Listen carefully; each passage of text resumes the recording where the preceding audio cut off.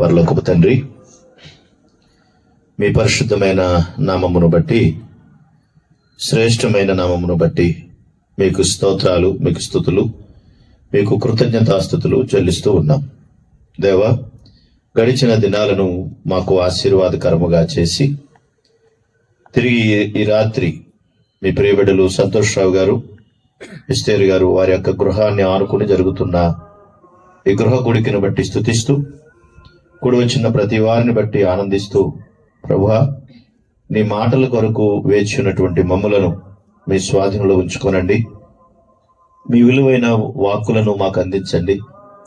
నాకును కూడి వచ్చిన వారికి, చుట్టూ ఉన్నటువంటి నీ ప్రియమైన బిడ్డలను ప్రేమించి అందరికీ అవసరమైన ప్రతి మాట మీరు మాతో మాట్లాడండి.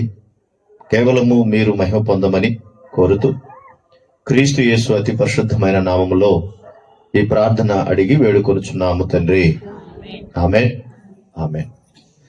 మంచిది. ప్రభునందు ప్రియమైనటువంటి దేవుని వల్లారా, పరిశుద్ధ గ్రంథము నుండి చాలా వరకు అనేక విషయాలు మనం వింటూ వచ్చాం. ఈరోజు ప్రత్యేకించి మరలా బాలకృష్ణ దుర్గ వారి కుమారుడు ప్రేమ్ కిరణ్ బర్త్డే ఈరోజు స్పెషల్ మాట. అనుకోని విధంగా బర్త్డే కూడా ఆ విధంగా కలిసి వచ్చింది. ఏదేమైనప్పటికీ కొన్ని ప్రాముఖ్యమైనటువంటి విషయాలను మనము విని ఈ కార్యక్రమాన్ని మనం ముగించుకుంటాం.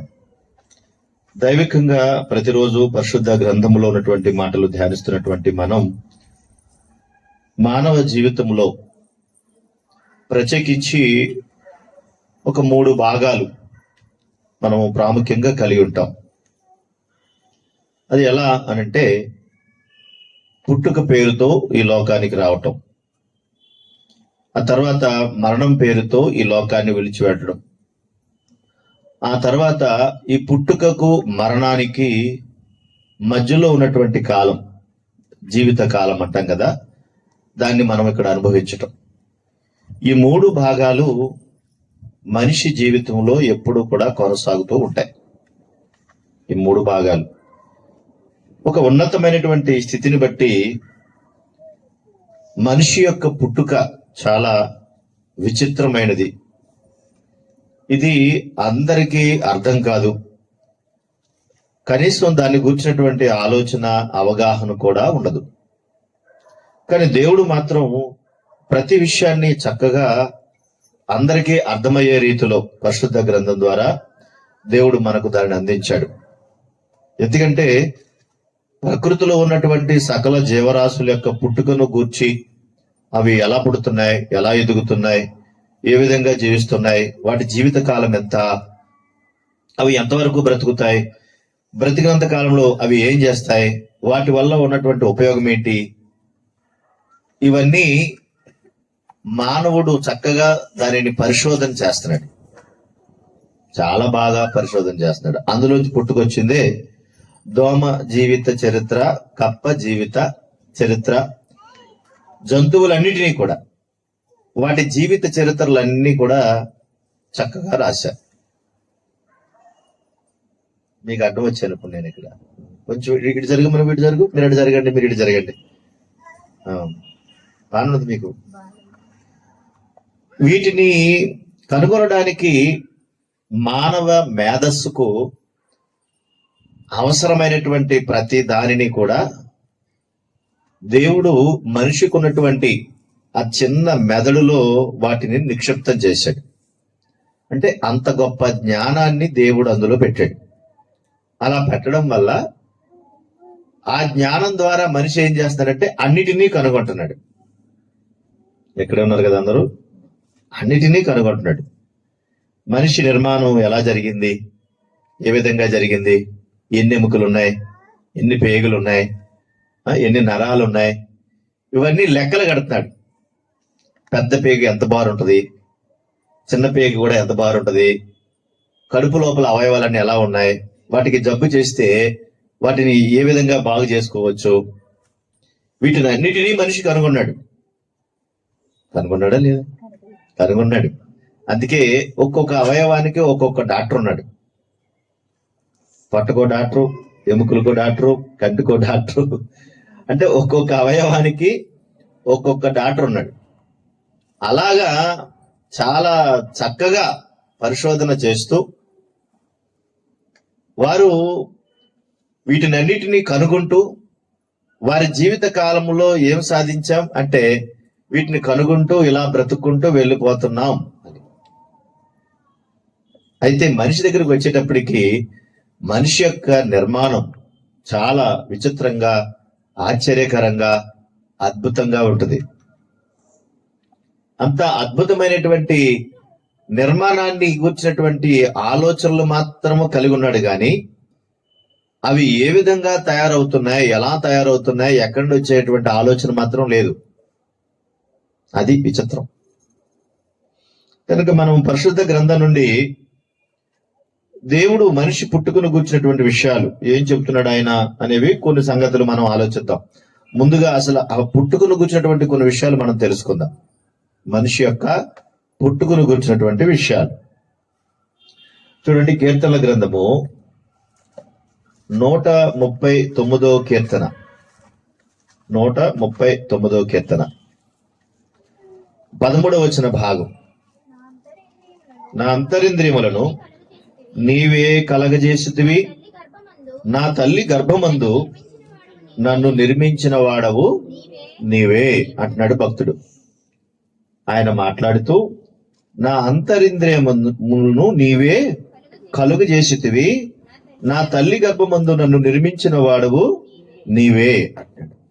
ఎవరి గురించి చెప్తున్నాడంటే ఈ చెప్పిన ఆయన కూడా చాలా గొప్పవాడే, ఉన్నతమైన వాడే, జ్ఞానవంతుడే, అన్నీ తెలిసిన వాడే. కానీ అన్నీ తెలిసినటువంటి ఆయన ఏం చెప్తున్నాడంటే నా అంతరింద్రియములను దేవా నీవు కలగజేసితివి, నా తల్లి గర్భములో నన్ను నిర్మాణము నీవే చేసావు అని దేవుని గురించి చెప్తున్నాడు. ఈ రోజున ఎవరైనా ఒకవేళ మనం అడిగితే ఎవరు మాట్లాడినా కొంతమంది ఏమంటారంటే ఈ ప్రకృతి మనకు ప్రసాదించింది అంటున్నారు.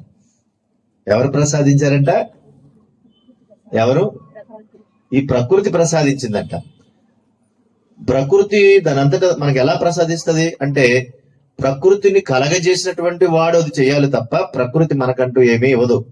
ఎందుకంటే ప్రకృతి మనిషి కొరకు నిర్మాణం చేయబడిందా, లేదంటే మనిషి నిర్మాణం చేసేటప్పుడు ప్రకృతి కొరకు చేయబడ్డా అని అంటే మనిషి కొరకు ప్రకృతి అంతా నిర్మాణం చేయబడింది. మనిషి కొరకే అది చేయబడింది. మనిషి లేకపోతే అసలు ఈ ప్రకృతి ఇంకా అవసరమే లేదు. కనుక దేవుడు ఏం చేశాడంటే ఈ ప్రకృతి అంతటిని దేవుని కొరకు చేశాడు. ప్రకృతి అంటూ మనకేమీ ప్రసాదించదు కానీ సమస్తము చేసేవాడు దేవుడే, సమస్తము నిర్మించిన వాడు దేవుడే. ఇప్పుడు ఏమని ఆలోచించాలి? నా తల్లి గర్భమందు ఎవరు నిర్మించారు? దేవా నీవే నిర్మించావు అంటే. మరి ఎవరైనా చూడండి, ఎవరైనా శాస్త్రవేత్తలు కానీ, సైంటిస్టులు కానీ, హేతువాదులు కానీ ఎవరైనా అడగండి, నువ్వు ఎలా పుట్టావంటే అలా పుట్టేశానంటారు. ఎలా పుట్టావనంటే అలా పుట్టేశాం అంటాం. దానికి అదే జరిగిపోయిందంట. అలా విచిత్రంగా జరిగిపోతూ ఉంటుందా? ఆ క్రింద వచ్చిన కూడా చూడండి, అక్కడ మాట నీవు నన్ను కలుగజేసిన విధము చూడగా భయమును ఆశ్చర్యమును నాకు పుట్టుచున్నవాడు. నువ్వు నన్ను కలగజేసిన విధం చూస్తే ఎలా అనిపిస్తుందంటే భయము ఆశ్చర్యం అండి. ఎవరన్నా పుట్టినప్పుడు మనకు భయం వేస్తుందా? ఏంటి అలాగా గుడ్రాళ్ళలాగా, ఏదంటారు గట్రాళ్ళలాగా బిగిసిపోయేటి అలాగా? ఎవరైనా మనకు పుట్టినప్పుడు భయం వేస్తుందా? మాట్లాడరే, మాట్లాడండి. మరి ఎవరైనా పుట్టినప్పుడు మనకు భయం వేస్తుందా? అయ్యి బాబోయ్ పిల్లడు పుట్టేశాడు, అమ్మో బాబోయ్ అలాగా అంటారా? అలాగంటారా? ఎవరైనా అలాగంటారా? మనకి అబ్బాయి అంటే ఇంకా ఎక్కువ ఆనందం కదా, రేపు గుడ్ల మీద బాగా తంతుడని. అమ్మాయి అంటే అమ్మాయి అంట, అదే అబ్బాయి అయితే మహదానందం. కానీ ఏదైనా బిడ్డ పుట్టినప్పుడు ఎవరికైనా భయం కలుగుతుందా? పోనీ ఎవరైనా అమ్మాయి పుట్టిందంట ఎంత ఆశ్చర్యమో అంటారా? మాట్లాడరే. కానీ భక్తుడు ఏమంటున్నాడు? నీవు నన్ను కలుగజేసిన విధముగా చూడగా నాకేమనిపిస్తుంది? భయమును ఆశ్చర్యము కలుగుతుందంటే ఎవరైనా బిడ్డ పుట్టినప్పుడు ఆశ్చర్యపడతారేంటి? అయ్యి బాబోయ్ ఆడపిల్ల పుట్టిందంటే ఎలా పుట్టిందో మరి అంటారా? ఎవరైనా అంటారా అలాగా? అసలు ఎవరు అలాగనరు, ఎందుకంటే ఆడపిల్ల పుట్టిందంట అంటే చాలా సహజంగా మాట్లాడేస్తా ఉంటారు. కానీ భక్తుడు అంటున్నాడు, నీవు నన్ను కలగజేసిన విధానం చూస్తే నాకు భయము, నాకు ఆశ్చర్యం కలుగుతున్నాడు. ఎందుకు ఆయనకి అంత ఆ భయము ఆశ్చర్యం కలగాలి? పైగా దాన్ని బట్టి ఏమంటాడు ఆయన, అందుని బట్టి నేను నీకు కృతజ్ఞతాస్తుతులు చెల్లించుతున్నానంటే, దేవా నువ్వు కలగజేసిన విధానం చూస్తుంటే నాకు భయం కలుగుతుంది, ఆశ్చర్యం కలుగుతుంది. ఇది ఒక అద్భుతంలాగా అనిపిస్తుంది. దేవా నీకు స్తోత్రాలు ఆయన అంటాడు. ఒక భక్తుడు జ్ఞానవంతుడు గొప్పవాడు. కానీ ఇప్పుడున్నటువంటి వారిలో పుట్టుకను చూసి ఆశ్చర్యపడేవారు లేరు, పుట్టుకను చూసి భయపడేవారు కూడా లేరు. అది సహజంగా జరిగిపోతుంది అన్నట్టుగానే ఆ తలంపులు ఉంటాయి. కానీ ఒక అద్భుతమైనటువంటి నిర్మాణం. అంతేకాదు అక్కడ రాబడినటువంటి మాట 15వ వచనంలో, నేను రహస్యమందు పుట్టిన నాడు భూమి యొక్క అగాధ స్థలంలో విచిత్రముగా నిర్మింపబడిన నాడు నాకు కలిగిన ఎముకలను నీకు మరుగై ఉండలేదు. నేను పిండమునై ఉండగా నీ కన్నులు నన్ను చూచెను. నియమింపబడినటువంటి దినములలో ఒకటైనను కాకమునుపే నా దినములన్నీ నీ గ్రంథములో లిఖితములాయను అంటున్నాడు. నాకు కలిగినటువంటి ఎముకలు నీకు మరుగుగా లేవు. నేను పిండముగా ఉన్నప్పుడే నువ్వు నన్ను చూశావు అంటున్నాడు. అంటే లోపల చిన్న పిండంగా తయారయ్యేటప్పుడే ఎవరు చూశారంటే మనల్ని? దేవుడే చూశాడు. దేవుడే చూశాడు. ఎందుకు దేవుడు చూడాలి అంటే, కలగజేసినటువంటిది ఆయనే, నిర్మాణం చేసింది కూడా ఆయనే గనక. మన పుట్టుక ఇంత గొప్పది తెలుసా? మన పుట్టుక ఇంత గొప్పదని తెలుసా? కనీసం ఒక గొప్పదని తెలిస్తే నిజంగానే మనకు ఆశ్చర్యం అనిపిస్తూ ఉంటుంది. అసలు ఏంటి ఈ నిర్మాణం, ఏంటి ఈ విధమైనటువంటి బ్రతుకు జీవితం ఏంటి అని. మీరు ఎప్పుడైనా మీ పుట్టుకను గురించి కానీ మీ జీవితాన్ని గురించి కానీ ఎప్పుడైనా కొంచెం ఆలోచించారా? నువ్వు నడుస్తున్నావు అనుకో, నేను ఎలా నడుస్తున్నానని ఎప్పుడైనా ఆలోచించావా? చెప్పండి, మాట్లాడండి మోగోళ్ళలాగా. ఇప్పుడు నడుస్తున్నావు కదా ఇలాగా, నేను అనుకుంటా ఉంటాను మనకు 2 కాళ్ళే కదా ఉన్నాయి, 2 కాళ్ళతో మనం ఇలాగ ఎలా నడుస్తున్నాం, పడిపోతాం కదా అనుకుంటాను నేను. కానీ పడిపోతామా? ఏ అంట? 2 చక్రాల ఈ 2 చక్రాల బళ్ళు బ్యాలెన్స్ చూసారా? మనల్ని బట్టవి వచ్చాయి. భలే విచిత్రం కదా అది. 2 చక్రాల బళ్ళు నడుస్తూ ఉంటుంది ఇలాగేలాగా. ఫస్ట్ నేర్చుకునే వాళ్ళు చూడండి 2 చక్రాల బండి మీద నేర్చుకుని డవాలని పడిపోతా ఉంటారు. ఎందుకు? ఆ బ్యాలెన్స్ వాళ్ళకి తెలియక ఏం చేస్తారంటే పడిపోతూ ఉంటారు. బ్యాలెన్స్ ఆపుకోవడం వచ్చిన తర్వాత ఏం చేస్తారు? ఇక వాళ్ళ ఇష్టం, కనిపించినందుకు గుద్దుకుండా పోతూ ఉంటారు. నిజంగా మనం నడుస్తున్నామంటే ఎట్లా నడుస్తున్నాం అనే ఆలోచన. నువ్వు చిన్నప్పుడు నడిచేటప్పుడు పిల్లలను చూసి తల్లిదండ్రులు ఏం ఆలోచిస్తారు? దీనికి అప్పుడే నడకొచ్చేసింది, ఇంటికి అప్పుడే నడిచేస్తుంది ఏంటిది అంటారా? అలాగని అంటారా? మాట్లాడతలేదు. ఏమైందమ్మా మీకు ఏదో పులిహోర చేశారట్టమ్మా, చెప్పండి అమ్మ బాబా, కొంచెం చెప్పండి అమ్మా. అయ్యి బాబాయ్ భలే నడిచేస్తుంది అంటారా? చాలా ఆనందపడతారా? ఇలా నడిచేస్తుంది ఏంటిది అంటారా? చాలా ఆనందపడిపోతూ ఉంటారు కదా. అప్పుడైతే మనకి ఈ సెల్ ఫోన్లు ఇవన్నీ ఏమీ లేవు కాబట్టి మనకి ఏం తెలియలేదు. ఇప్పుడైతే మా అమ్మాయి తగ్గింది ఓ సెల్ఫీ, మా అమ్మాయి తుమ్మింది ఓ సెల్ఫీ, అది బాత్రూమ్కి వెళ్తుంటే ఓ సెల్ఫీ, కింద పడిపోతుంటే ఒక సెల్ఫీ, మొక్కలో తిరుగుతుంటే ఓ సెల్ఫీ, ఆడు పరిగెడుతుంటే ఓ సెల్ఫీ, బ్యాటెట్టుకుంటే ఓ సెల్ఫీ, పడిపోతుంటే ఒక సెల్ఫీ. ఇవన్నీ తీసాక మా అమ్మాయి నవ్వింది చూడు, ఇలాగైపోయింది. ఒక రకంగా చెప్పాలంటే ఈ జ్ఞాపకాలన్నీ మన కళ్ళెదురుగుండా కనబడుతున్నాయి. ఇప్పుడున్నటువంటి సౌకర్యాన్ని బట్టి నడుస్తున్నప్పుడు కూడా ఆ చిన్నప్పుడు నడక జ్ఞాపకాలు కూడా మనం తీసుకుంటే వాళ్ళు ఎదిగిన తర్వాత నువ్వు చిన్నప్పుడు ఇలా నడిచావు అని చెప్పడానికి కూడా ఉంటాయి. నిజమే. కానీ ఆ నడక ఎలా వచ్చింది, ఎలా నడవగలుగుతున్నావు, ఏ విధంగా నడవగలుగుతున్నావు, ఇవన్నీ అద్భుతాలను ఎప్పుడైనా ఆలోచించావా? అలా ఆలోచిస్తే అది నిజంగా చాలా ఆశ్చర్యం అనిపిస్తుంది. అందుకే దావీదుకి నిజంగా ఎంత ఆశ్చర్యం అనిపిస్తుందట. దేవా భలే అద్భుతంగా ఉంది నాయన, భయం వేస్తుంది ఈ విధానం చూస్తుంటే, నిజంగా భయపడుతున్నాను నాయన, ఎంత గొప్పగా ఉందో నువ్వు చేసినటువంటి నిర్మాణం అని. మన చర్మం చూసారా? ఎక్కడైనా మనకు తెగిపోయింది అనుకోండి, తెగిన చోట మన కుట్లేస్తారా? మాట్లాడేటి కుట్లేస్తారు కదా. కుట్లేసిన తర్వాత ఆ కుట్లు చూడండి, మన జీవితాంతం ఓ గీతన్న అక్కడ మనకి కనిపిస్తూ ఉంటది. కానీ దేవుడు దీనికి ఒక మంచి నిర్మాణం చేసి మొత్తం అంతా కూడా ఈ తోలు చర్మంతో కుట్టేసాడు మనల్ని. ఎక్కడైనా అతికినట్టు ఉంటుందా చర్మం? ఎక్కడైనా మాట్లాడేటి ఎక్కడైనా అతికినట్టు ఉంటుందా? ఎక్కడ అతికినట్టు అతుకులే ఉండవు. మనం పడి దెబ్బలు తిని అతుకులు తెచ్చుకోవాలి తప్ప. అంతే కదా. నేను కర్లాపోతున్నాను, పొట్టకోసేసి బెల్లం తీసాడు బాబాయ్ అంటున్నారు. ఇప్పుడు నేను కర్లాపోతున్నాను అంటున్నారు కదా. మన చిన్నప్పుడు అయితే 10 మంది 15 మందిని కనేసేవారు వాడు. మాకు డాక్టర్ గారు అయినాడు, పందిని కనుక కనేస్తుందిరా, 15 మందిని కనేసిందిరా, మళ్ళీ రెడీ అయిపోయిందిరా అని కూడా ఆయన. మీరు ఆలోచించండి, అప్పుడు అలా ఉండేవారు. ఇప్పుడు అప్పుడు మేము కర్లాపోతున్నాం కోసేని అంటున్నారు. జీవితాంతం మళ్ళీ ఆ మచ్చ వస్తుంది. ఆ మచ్చను మళ్ళీ పోగొట్టుకోవడానికి మళ్ళీ మందులు ఆడేస్తున్నారు. మళ్ళీ గ్లామర్ దెబ్బతింటుందండి. మీరు ఆలోచించాలి, దేవుని యొక్క నిర్మాణం ఎంత అద్భుతంగా ఉందో. శాస్త్రవేత్తకి ఇది అర్థం అవట్లేదు, సైంటిస్టులకి అర్థం అవట్లేదు, మనుషులకు కూడా ఎవరికి అర్థం అవట్లేదు ఈ నిర్మాణం ఎంత గొప్పగా ఉందని. అందుకే దీన్ని ఇష్టానుసారంగా వాడేస్తున్నారు ఈ శరీరాన్ని. ఎవరికి నచ్చినట్టుగా వాళ్ళు వాడేస్తున్నారు దీన్ని. దీని యొక్క విలువ, దీని యొక్క ప్రాముఖ్యత, ఇది ఎంత గొప్పదో అర్థం కావటం లేదు. అందుకే ఆయన అంటున్నాడు, దేవా నేను పిండమునై ఉండగా నీ కన్నులు నన్ను చూచెను, నియమింపబడినటువంటి దినాలలో ఒక్కటి కూడా కాకమునిపే నా దినములన్నీ నీ గ్రంథములో లిఖితములాయనంటే ప్రతి దానిని దేవుడు ఏం చేస్తాడంటే రాసుకుంటున్నాడంటండి.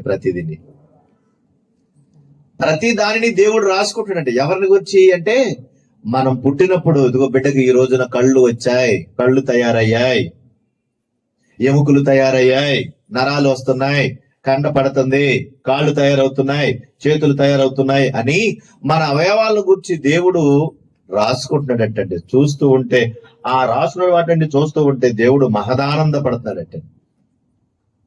ఇక్కడ మన తల్లులు కూడా ఆనందపడతారు. ఎలా ఆనందపడతారు అంటే, నెలలు నిండి కొలిది ఆనందపడతా ఉంటారు. 1వ నెల, 2వ నెల, 3వ నెల, 4వ నెల వచ్చేటప్పుడు ఏమనిపిస్తుంది? నెల నిండిపోయేటప్పటికి ఏమనిపిస్తుంది? ఒక పక్కనేమో టెన్షన్ వస్తూ ఉంటది, అమ్మో ఇప్పుడు ఎలా వస్తుందో ఏమోనని. మరో పక్కనేమో నేను అమ్మనవుతున్నాను, నేను నాన్ననవుతున్నాను, నాకు బిడ్డ పుడుతుంది కదా. నీ పొట్టలో నీకో పొట్ట, నీ పొట్టలో ఇంకో బిడ్డ. ఎంత విచిత్రం కాదండి. మా అమ్మ కడుపులో నేను ఉన్నానా లేనా? మరి లేకపోతే ఎక్కడి నుంచి వచ్చాను? ఉన్నానా లేనా? ఏమో చచ్చిపోయినట్టు చూస్తున్నారు మీరు నన్ను భయంకరంగా. మా అమ్మ కడుపులో ఉన్నానమ్మా బాబు, నేను ఉన్నాను కాబట్టి ఇప్పుడు నేను ఇక్కడ ఉన్నాను అంటే మా అమ్మ కడుపులో దేవుడను పడేశాడు. అద్భుతం ఏంటంటే, ఈ గొప్ప నిర్మాణం దేవుడు కలగజేశాడని గుర్తుపెట్టుకోవాలి మనం. ఎవరు చేశారు దీన్ని? మనం ఏం చేస్తామంటే దేవుడు కలగజేశాడు అనం. బిడ్డ పుట్టగానే మనం ఆలోచించేది ఏంటో తెలుసండి. డెలివరీ అయిందంట ఒక ఆమెకి, సేవకులను పిలిచారట ప్రార్థన చేయడానికి. సేవకులను లోపల పిలిచి బిడ్డను చూపించారంట. కొడుకు పుట్టాడు, బాగున్నాడు. పాస్టర్ గారిని కేకేశారు, అన్నయ్య గారు చూసారా ఈ ముక్కు చూసారా? అచ్చు మా అమ్మ ముక్కులాగా లేదండి, అచ్చు మా అమ్మదండి ముక్కు అన్న. ఓహో మీ అమ్మదా అమ్మా? బాగుందమ్మా బాగుంది. అన్నగారు ముఖం చూసారా? ఇది అచ్చు కూడా మా మేనమామ పోలికనండి. అచ్చు మా తమ్ముడు పోలిక అంటే మేనమామ పోలిక. చూసారా ఆ కళ్ళు చూడండి ఎంత బాగున్నాయో. ఇది అచ్చు ఎవరిదో తెలుసండి? మా అమ్మ కళ్ళు అండి ఇవి. ఎవరి కళ్ళు, ఎవరి ముక్కు, ఎవరి నోరు, ఎవరి కాళ్ళు, ఇవన్నీ ఎవరిచ్చారు? కానీ దేవుడిచ్చాడని చెప్తారా? పుట్టినప్పుడైనా సరే కనీసం పుట్టగానే బిడ్డ గురించి ఏం మాట్లాడతారు? పుట్టగానే ఏమనిపిస్తారు? అమ్మ అనరా? అమ్మను ఏమనాలంట? అమ్మ. ఒకవేళ అనకపోతే ఇంకా అంతే, ఏడుపు. నన్ను అమ్మ అంటలేదు, అంతేనా? గోల. నేనేం ఆలోచిస్తున్నానంటే, నిజంగా ఇంత గొప్ప స్థితిని దేవుడు కలగజేయించాడంటే మన పుట్టుక వెనక దేవుడు ఎంత ఆలోచించుంటాడు, మన గురించి ఎంత ఆలోచించుంటాడు ఆయన. మరి మనమేంటి ఈ విధంగా ఆలోచిస్తున్నాం? మనమేంటి చాలా తక్కువగా ఆలోచిస్తున్నాం? మనమేంటి అపార్థాలతో బ్రతుకుతున్నాం? మనమేంటి ఈ జీవిత విలువను తెలియకుండా బ్రతుకుతున్నాం? దేవుడు ఇంత గొప్ప నిర్మాణాన్ని ఎందుకు కలగజేయాలి? దీని వెనకున్న ఆయన ఉద్దేశం ఏంటి? దేనికోసం చేయాలి? ఈ ఆలోచనలన్నీ మనకి బతికుండగా తెలియాలి. ఆయన అంటున్నాడు అక్కడ, నా దినములన్నీ నీ గ్రంథములో లిఖితములాయను అంటే ప్రతి దానిని రాసుకుంటున్నాడంట. ఆయన రాసుకుని ఆనందపడుతున్నాడట. మనమేమో భూమి మీదకి వచ్చిన తర్వాత ఏ నక్షత్రంలో పుట్టాడు వీడు, ఏ గ్రహరాశిలో పుట్టాడు, ఏ గ్రహంలో పుట్టాడు, వీడు అమావాస్య రోజున పుట్టాడా, అప్పుడు పుట్టాడా, ఇప్పుడు పుట్టాడా అంటాం. మనం నిజంగా పిచ్చోళ్ళు. ఎందుకో తెలుసా? అసలు ఎప్పుడు పుట్టాడో ఎవరికీ తెలియదు భూమి మీద. తెలుసు అనుకుంటున్నారా? అసలు మనిషి ఎప్పుడు పుట్టాడో అనేది ఎవరికీ తెలియదు. మనం ఎప్పుడు లెక్కేస్తాం? ఏ రోజున భూమి మీదకి వచ్చాడో, అమ్మ కడుపులోంచి భూమి మీదకి ఎప్పుడు వచ్చాడో అప్పటి నుంచి లెక్క పెడతాం. కానీ అమ్మ కడుపులోకి వచ్చింది లెక్క పెడతాం ఏంటి? మరి ఏ రోజున దేవుడు అక్కడ పడేశాడు ఆ కడుపులో, నాన్నలో నుంచి అమ్మలోకి ఎప్పుడు ప్రవేశపెట్టాడు మనకు తెలీదు. మరి అది లెక్క పెడతాం ఏంటి? లెక్క పెట్టాం. కానీ దేవుడు నిజంగా అది చేశాడు. రైట్, ఇంకా కొంచెం చదువుదాం. 119వ కీర్తన 73వ చరణం. 119వ కీర్తన 73వ చరణం. నీ చేతులు నన్ను నిర్మించి నాకు రూపు ఏర్పరచెను అంటే, నీ చేతులు నన్ను నిర్మించి నాకు రూపు ఏర్పరచెను అంటాడు. నన్ను నిర్మాణం చేశాయి నీ చేతులు అంటున్నాడు. అలాగే యోబు గ్రంథం 10వ అధ్యాయం 8వ వచ్చిన భాగం 10:8. నీ హస్తములు నాకు అవయవ నిర్మాణము చేసి నన్ను రూపించియున్నను అంటాడు. నీ హస్తములు ఏం చేశాయి? నాకు అవయవ నిర్మాణము చేశాయి అంటాడు. 9వ వచనం. జగటి మన్నుగా ఉన్నటువంటి నన్ను నీవు నిర్మాణం చేశావు అంటాడు. 10వ వచనం. ఒకడు పాలు పోసినట్లు నీవు నన్ను పోసితివి కదా, జున్నుగడ్డ ఒకడు పేరబెట్టినట్లు నీవు నన్ను పేరబెట్టితివి కదా. అంటే మనల్ని ఏం చేశాడంటే జున్నుగడ్డ పేరబెట్టినట్టు పేరబెట్టాడు. జున్నుగడ్డ పేరబెట్టడం అంటే, మనం చూడండి, ఇప్పుడు జున్ను పాలు మనం చెంబులో వేసాం అనుకోండి, దాని ఆకారం ఏమొస్తుంది? అమ్మ కూజలో వేస్తే, తపాలలో వేస్తే, గ్లాసులో వేస్తే, అలా దేవుడు మనల్ని కూడా ఒక ఆకారంతో తయారు చేశాడట.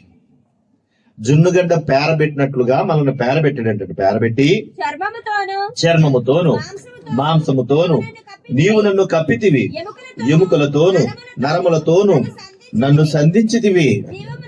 అంటే ఏం చేశాడు? మనకి ఎముకలు, చర్మము, నరాలు, ఎముకలు వెన్నిటితో కూడా మనల్ని కప్పి, మనల్ని పెంచి, మనల్ని పెద్ద చేసి, ఒక చక్కటి రూపాన్ని ఏర్పాటు చేసి భూమి మీదకి పంపించాడు. నేను పుట్టు గురించి చెప్తున్నాను.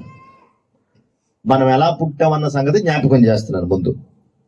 కనుక వీటినన్నిటి ద్వారా దేవుడు భూమి మీదకి అందరినీ పంపించాడు.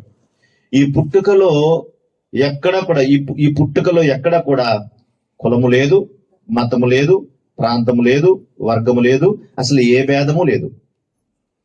ఎవరైనా ఒకేలాగా భూమి మీద పుట్టాల్సిందే. ఎవరైనా దేవుడు ఒకే నిర్మాణం చేశాడు, ఒకే ఆకారాన్ని చేశాడు. ఆయా ప్రాంతాన్ని బట్టి, ఆ యొక్క సందర్భాలను బట్టి, వాతావరణం బట్టి కాస్త రంగుల్లో తేడాలు ఉంటాయి. వాతావరణం బట్టి మారిపోతూ ఉంటాయి. అలా చూస్తారే. ఇప్పుడు నేను కాస్త నలుపుగా అనుకోండి, నన్ను తీసుకెళ్లి కాస్త ఏసీ రూమ్ లో ఒక 6 నెలలు ఏసీ రూమ్ లో నేను ఏమవుతాను? అసలు నన్ను గుర్తుపడతారా మీరు?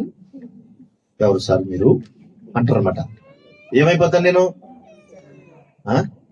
దండపండులాగా అయిపోతాను. మరి నిజంగా అలాగ అయిపోతాను. అప్పుడు మీరు కూడా చూసే, మా మాస్టర్ గారు నేను ఎవరో తెల్లదొరలాగా ఉన్నాడు అనుకుంటా. మళ్ళీ 4 రోజులు మళ్ళీ ఇక్కడ గిరగిరా తిరిగాను అనుకోండి, ఏమైపోతాను? నల్లకాక అయిపోతాను. అంటే వాతావరణాన్ని బట్టి, ఆయా ప్రాంతాలను బట్టి ఏమైపోతాం? ఆటోమేటిక్ గా చర్మం మారుతుంది. కానీ లోపల ఉన్న రక్తం అదే, అవయవాలు కూడా అవే మాట తీరు. ఏమీ లాభం లేదు, అలాగే ఉంటుంది, మార్పు లేదు. కనుక దేవుడు అంత గొప్ప నిర్మాణాన్ని చేశాడు. అలాగే మరి 22వ కీర్తన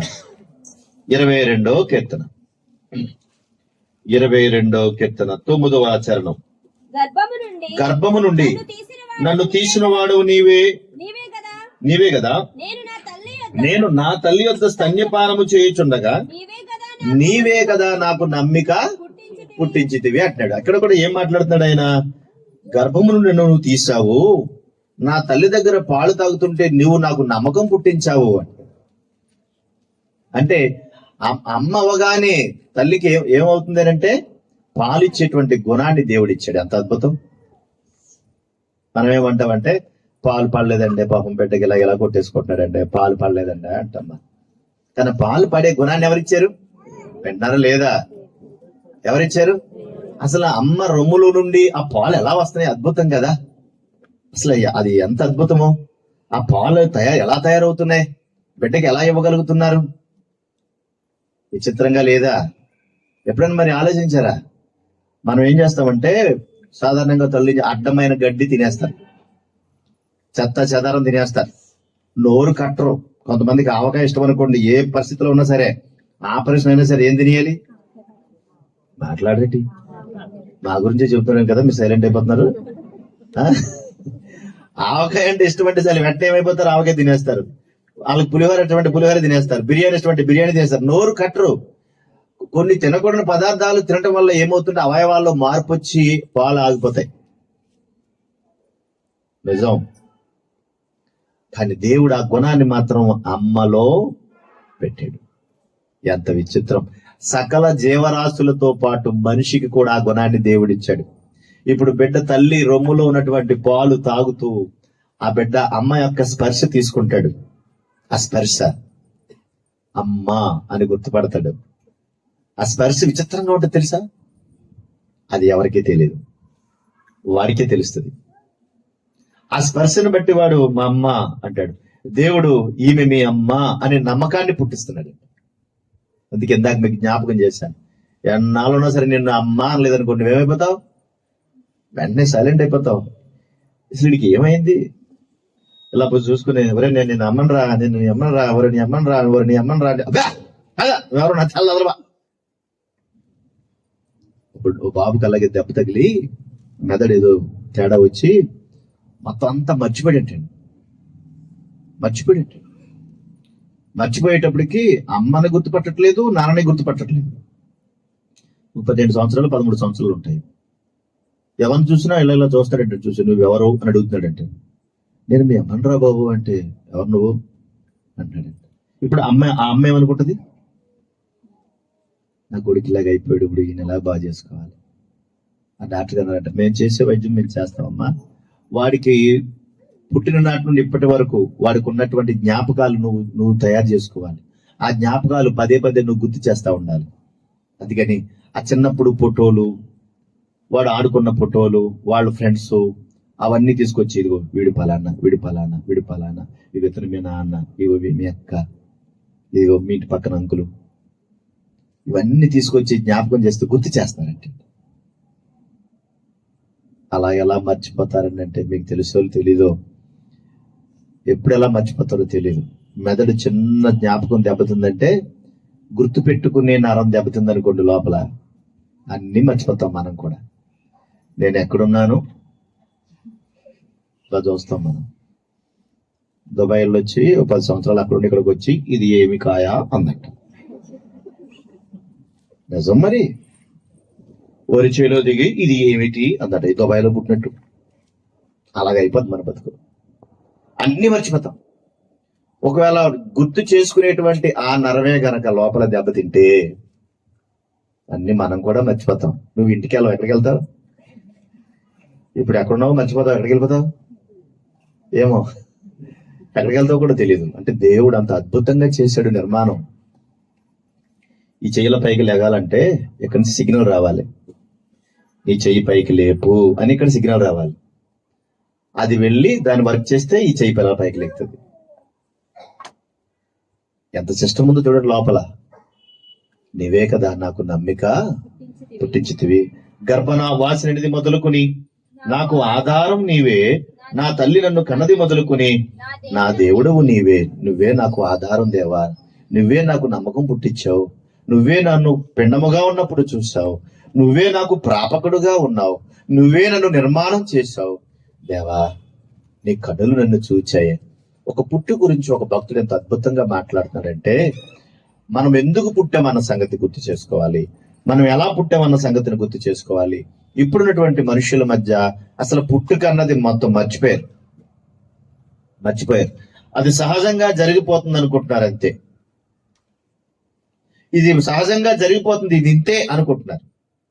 ఇక రెండవ భాగంలోకి వస్తే, రెండవ భాగం ఏంటంటే నేటి యొక్క పరిస్థితి ఎలా ఉంది. ఇప్పుడు పుట్టుక గురించి చెప్పాను మీకు, పుట్టుక నిర్మాణం దేవుడు ఎలా చేశాడో చెప్పాను, ఏ విధంగా చేశాడో చెప్పాను. ఇప్పుడు నేటి యొక్క పరిస్థితి ఏంటంటే, పుట్టాడు మనిషి, పుట్టినప్పుడు బాల్యము అంటాం కదా మనము, బాల్యము నుండి యవన కాలంలోకి వస్తాడు, యవన కాలం నుండి వృద్ధాప్య దశకి వెళ్ళిపోతాడు. మధ్యలో కొన్ని దశలు ఉంటాయి, వాటిని దాటుకుని వృద్ధాప్య దశకి వెళ్ళిపోతా ఉంటాడు. అంటే కొంతకాలం బ్రతకడానికి దేవుడు ఒక జీవితాన్ని ఇచ్చాడు, అది జీవిత కాలం అంటారు దాన్ని. మరి ఇప్పుడున్నటువంటి పరిస్థితి ఏంటి? పుట్టాం, పెరిగాం, పెద్దవాళ్ళు అయ్యాం, అంటే ఇంతేనా జీవితం, ఇంతేనా? ఎక్కువ మంది అనుకునేది ఏంటి అంటే పుట్టాం కాబట్టి పెరుగుతున్నాం కాబట్టి ఎదిగాం కాబట్టి సంపాదించుకున్నాం కాబట్టి అయిపోయింది జీవితం, ముగించుకుంటున్నాం అనుకుంటున్నాం. అసలు దేవుడు ఇది కోరుకోవటం లేదు. మన పుట్టుకకు ఒక పరమార్థం ఉంది. దాని ద్వారా దేవుడు భూమి మీదకి పంపించాడు. ఆది కాండము 2వ అధ్యాయంలో మొదటి అధ్యాయంలో మనం చూస్తే 27-8 వచ్చిన అక్కడ ఉంటది. ఏమని చదవండి సార్, చదవండి త్వరగా. దేవుడు తన స్వరూపమందు నరుని సృజించెను, దేవుని స్వరూపమందు వాడిని సృజించెను, స్త్రీని గాను పురుషుని గాను ఆయన సృజించాడు. అంటే చేయడం ఎలా చేశాడంటే పురుషుని గాను స్త్రీని గాను భూమి మీద అందరినీ ఏర్పాటు చేసి భూమి మీదకి పంపించాడు. మరి పంపడం అంటే ఆయన ఉద్దేశం అది, ఇంకేమి లేదా? మరి పిల్లల్ని ఎందుకు కంటున్నావు అంటే ఇంక ఉత్తినే అలా కంటున్నావు అంటామా? ఎందుకు భూమి మీదకి వచ్చామంటే ఉత్తినే వచ్చామని అంటామా? అంటే దేవుడు అలా చేయలా. కారణం లేకుండా దేవుడు ఇది చేయడు. ఆయన ఉద్దేశాలన్నీ వేరు, ఆయన ఆలోచనలన్నీ వేరు. అయితే ఇక్కడ ఏం జరిగింది? మనిషి యొక్క స్థితిగతులన్నీ కూడా పుట్టిన తర్వాత తన జీవితాన్ని ఎంత భయంకరంగా మార్చేసుకున్నాడు అని అంటే రోమిలకు రాసిన పత్రిక 3వ అధ్యాయం 11-12 వచ్చిన భాగాలు చదువుతాం చూడండి ఒకసారి. రోమిలకు రాసిన పత్రిక 3వ అధ్యాయం 11-12. నీతిమంతుడు లేడు, ఒక్కడునూ లేడు, గ్రహించువాడు ఎవడునూ లేడు, దేవుని వెతుకువాడు ఎవడునూ లేడు, అందరూ త్రోవ తప్పి ఏకముగా పనికి మాలిన వారయ్యిరి అంటాడు. అంటే ఏం జరిగింది ఇక్కడ? ఏం జరిగిందంటే అందరిలోనూ కూడా అవినీతి తత్వం పెరిగింది, అందరిలోనూ కూడా దుర్మార్గం పెరిగింది, అందరిలోనూ కూడా భయంకరమైన పాపపు స్థితి పెరిగింది. మనిషిని ఓర్చుకోలేని, దేవుణ్ణి గ్రహించలేని దుర్మార్గమైనటువంటి మనసు ప్రతి వారికి వచ్చింది. వీళ్ళు వాళ్ళటువంటి భేదం లేదు. అందుకే బైబిల్ ఏమంటాడంటే ఏ భేదము లేదని ఆయన మాట్లాడుతున్నాడు. నీతిమంతుడు లేడు, ఒక్కడునూ లేడు అంటున్నాడు. నేనున్నానండి నీతిమంతుడు అంటే ఎవరైనా కంటికి కనపడతంటే ఎవరో కంటికి కనపడరు. అందరిలోనూ అవినీతి తత్వం కనిపిస్తా ఉంటది, అందరిలోనూ కూడా స్వార్థం కనపడతా ఉంటది. అందరిలోనూ మీకు ఎలా తెలుసు? మీరు ఎలా చెప్పగలరంటే మీరు ఆలోచించండి. మనం ఇంట్లో ఉన్నటువంటి ఇద్దరు అన్నదమ్ములు ఉన్నారనుకోండి, ఇద్దరు అన్నదమ్ములు కూడా ఒకేలాగా ప్రేమించబడతారా? పోనీ ఒకేలాంటి మనసు కలిగి ఉంటారా? అమ్మ నాన్న ముసలోళ్ళు అయిపోయారు అనుకోండి, ముసలోళ్ళు అయిపోయిన వెంటనే ముసలోళ్ళకి సాధారణంగా ఏమనిపిస్తుంది తెలుసా? ఇద్దరు పక్కపక్కలనే ఉండాలి, కలిసి వెళ్ళాలి, కలిసి తినాలి, కలిసి పడుకోవాలనుకుంటారు ముసలోళ్ళు. కానీ పెద్దవాళ్ళు అయిన తర్వాత ఆటోమేటిక్ గా పిల్లలు ఏమనుకుంటారు తెలుసా? ఇదిగో అమ్మని దగ్గరించుకుంటాను నెల, నాన్న నువ్వు దగ్గరించుకో నెల.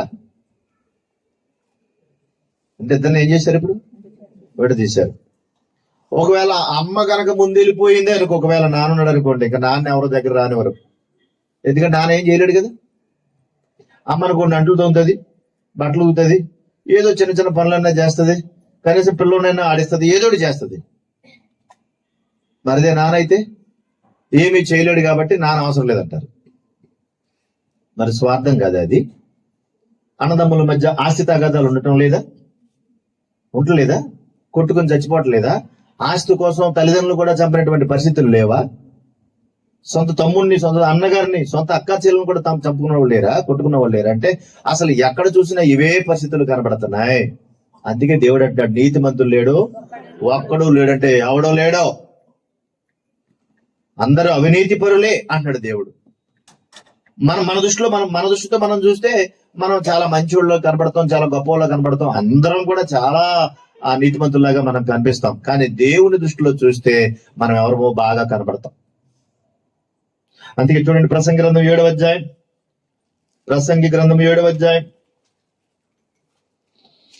22వ వచ్చిన భాగం చూడండి. 20వ వచ్చిన భాగం చదవండి. 7:20. పాపము చేయక మేలు చేయుచుండు నీతిమంతుడు భూమి మీద ఒక్కడైనను లేడు అంటాడు. పాపము చేయక మేలు చేయుచుండు నీతిమంతుడు ఒక్కడైనను లేడు అంటున్నాడు. దేవుడు ఎందుకు అలా చెప్పాలి? ఆయన దేవుడు మనిషిని చేసినప్పుడు ఎంత బాగున్నాడంటే అసలు ఏ పాపం లేనివాడిగా ఉన్నాడు మనిషి. చాలా మంచివాడిగా దేవుడు పుట్టించేటప్పుడు ఏ పాపం లేకుండా పుట్టించాడు, యథార్థ పరులుగా పుట్టించాడు, చాలా గొప్పవాడిగా పుట్టించాడు. కానీ భూమి మీదకి వచ్చిన తర్వాత భూమి మీద ఉన్నటువంటి విషయాలన్నింటినీ కూడా అవగాహన చేసుకుని భూమి మీద ఉన్నటువంటి పరిస్థితులను బట్టి భూమి మీద ఉన్నటువంటి ఆలోచనలను బట్టి మనిషి మారిపోయాడు మొత్తానికి. ఇప్పుడు మీరు ఆలోచించాలి, దేవుడు ఎంత గొప్పగా ఎందుకు చెప్తున్నాడు మన కొరకు? నేను ఇలా పుట్టించాను, మిమ్మల్ని పెంచాను, నేను నిర్మాణం చేశాను, మీకు ఇన్ని అవయవాలు కలిగించాను, భూమి మీద బ్రతకడానికి తలదాచుకోవడానికి మీకు ఇచ్చానని దేవుడు ఎంత గొప్పగా చెబుతుంటే దాన్ని మనం పాడు చేసుకుని ఏమైపోయామంటే పాపిష్టి వాళ్ళుగా, అవినీతి పరులుగా, దుర్మార్గులుగా, దేవునికి హేయమైనటువంటి వారిగా మన జీవితాలను పాడు చేసుకున్నాం. అందుకే దేవుడు ఏం చేశాడంటే, మీరు పాడు చేసుకున్నటువంటి పరిస్థితి ఎంత భయంకరమైందంటే, రోమిలకు రాసిన పత్రిక 3వ అధ్యాయము 23వ వచన భాగం కూడా చూడండి. రోమిలకు రాసిన పత్రిక 3:23 చదువుతాం. ఏ భేదమును లేదు, అందరూ పాపము చేసి దేవుడు అనుగ్రహించు మహిమను పొందలేకపోతున్నారు అన్నాడంటే, మనిషికి ఇచ్చినటువంటి ఆయుష్కాలాన్ని బట్టి నీతిమంతుడుగా ఉండాల్సిన వాడు అవినీతిపరుడుగా మారి పాపాత్ముడుగా మారి దేవుని యొక్క ప్రణాళికను దెబ్బతీసే విధంగా తన జీవితాన్ని మొత్తం పాడు చేశాడు. అమ్మా వాడు పక్కన పెట్టమ్మని మొత్తం డిస్టర్బ్ చేస్తున్నాడు.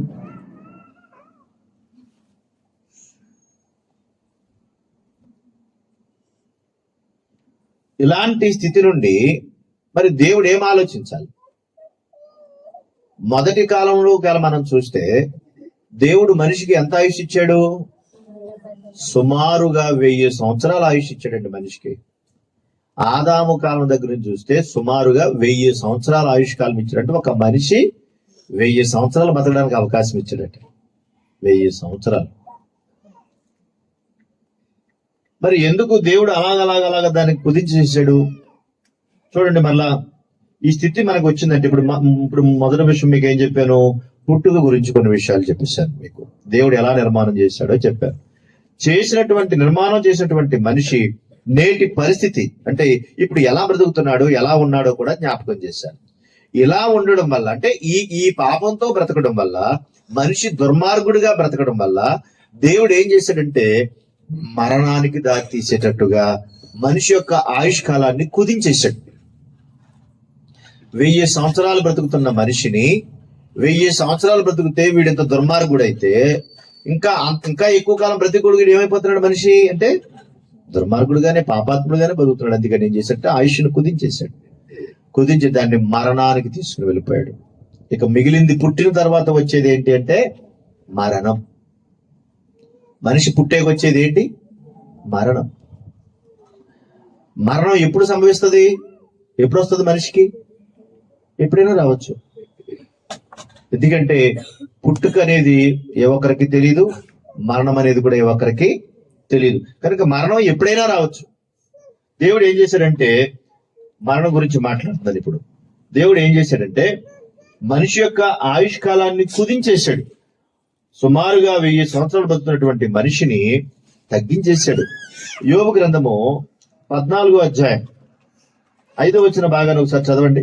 యోబు గ్రంథము 14వ అధ్యాయము 5వ వచన భాగం. నరుల ఆయుష్ కాలము పరిమితి కలది అన్నాడంటే కుదించేశాడు. నరుల ఆయుష్ కాలము పరిమితి అంటే లిమిట్ పెట్టేశాడు. ఎవరు పెట్టారు లిమిట్? మాట్లాడే దేవుడే పెట్టాడు. అది దేవునిది గనక, దేవుడే అది ఇచ్చేది గనక మనుషులు ఎవరు అది ఇవ్వలేరు గనక. కంపెనీ వాళ్ళు ఎవరైనా కంపెనీ వాళ్ళు అనుకోండి, ఏ కంపెనీ వాడైనా టీవీ ఏం కొనుక్కున్నా, సెల్ ఫోన్ కొనుక్కున్నా ఈ 1 సంవత్సరమో 2 సంవత్సరాలు గ్యారంటీ అని ఇస్తాడు కదా. ఎందుకు ఇచ్చాడు గ్యారంటీ? వాడు ఎందుకు ఇచ్చాడు? వాడు తయారు చేశాడు కాబట్టి. 5 సంవత్సరాలు కావచ్చు, 10 సంవత్సరాలు కావచ్చు, వాడు గ్యారంటీ ఎందుకు ఇచ్చాడంటే వాడు తయారు చేసిన కంపెనీ కాబట్టి వాడు గ్యారంటీ ఇచ్చాడు. అంతే కదా. మరి మనం తయారు చేసింది ఎవరు? దేవుడు. కనుక ఎప్పుడు దీనిని ముగించాలో, ఎప్పుడు దీన్ని తీసేయాలో ఇదంతా కూడా ఆయన చేతిలో పెట్టుకున్నాడు. పరిమితి కలది అన్నాడు. ఆ తర్వాత వారి నెలల సంఖ్య నీకు తెలిసే ఉన్నది, మించజాలని వయః పరిమాణము నీవు వారికి అంటే నీ వయస్సు పరిమాణము నియమించాడంటే ఇంతకాలం బతకాలి అని దేవుడు నిర్ణయం చేశాడు. నిర్ణయం చేసిన తర్వాత దేవుడు ఏం చేశాడంటే సుమారుగా 1000 సంవత్సరాలు బతున్నటువంటి మనిషిని ఆయుష్ కాలాన్ని కుదించేసి ఎక్కడ దాకా కుదించేశాడు అంటే 90వ కీర్తన చూడండి ఒకసారి. 90వ కీర్తన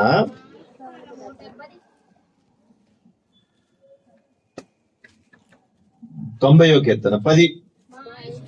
మా ఆయుష్ కాలము 70 సంవత్సరములు, అధిక బలమున్న ఎడల 80 సంవత్సరములగును, అయినను వాటి వైభవము ఆయాసమే దుఃఖమే అన్నాడు.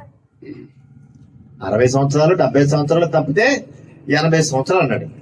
ఒకప్పుడు సుమారుగా 700-800 సంవత్సరాలు వస్తే వాళ్ళకి కాస్త ముసలి వయసు వచ్చినట్టుగా ఉండేది. అప్పుడు ఆ తరంలో ఉన్నటువంటి వాళ్ళు. ఒక 200-300 సంవత్సరాలు వస్తే యవన కాలంలో ఉన్నట్టు లెక్క. 200 సంవత్సరాలు అంటే యవన కాలంలో ఉన్నట్టు లెక్క. ఒక 700-800 సంవత్సరాలు వస్తే ముసలి వయసు వస్తుందన్నట్టు లెక్క, నడి వయసు అనమాట. ఇక 800-900 వస్తుందంటే వృద్ధాప్యం అన్నమాట, ముసలి వయసు. ఇప్పుడు ముసలి వయసు ఎప్పుడు, యవన కాలం ఎప్పుడు? మాట్లాడండి. 200-300 సంవత్సరాలు వస్తే వయసులో ఉన్నట్టు లెక్క అప్పుడు. ఇప్పుడు వయసులో ఉన్న పిల్లలు అంటే ఎన్ని సంవత్సరాలు అనుకోవాలి? 11-12 సంవత్సరాలకే ఏమైపోతున్నారు పిల్లలు? పెద్దోళ్ళు అయిపోతున్నారు. అంటే మా అమ్మాయి పంచరం ఓరు బాబోయ్. 11 సంవత్సరాలకే అమ్మాయికి ఫంక్షనా అంటే ఏమైపోతున్నారు? 10-11 సంవత్సరాలకే వాళ్ళు యవన కాలంలోకి వచ్చేస్తున్నారు. మరి అప్పుడు చూసారా దేవుడు ఎలా కుదించి పడేసాడు చూడండి. మొత్తానికి మనిషి చేసే దుర్మార్గ ప్రియులు మామూలుగా కాదు. ఒకప్పుడు ఉన్న తినే ఆహారం వేరు, ఇప్పుడు తినే ఆహారం వేరు. అప్పుడు తిన్న ఆహారం తినేటువంటి వాళ్ళు కొంతమంది ఇప్పుడు కూడా మన మధ్య తిరుగుతూ ఉంటారు. పెద్దలు చూడండి, వాళ్ళు ఎలా ఉంటారంటే మొత్తం కర్ర వాళ్ళ శరీరం అంత బాగుంటది.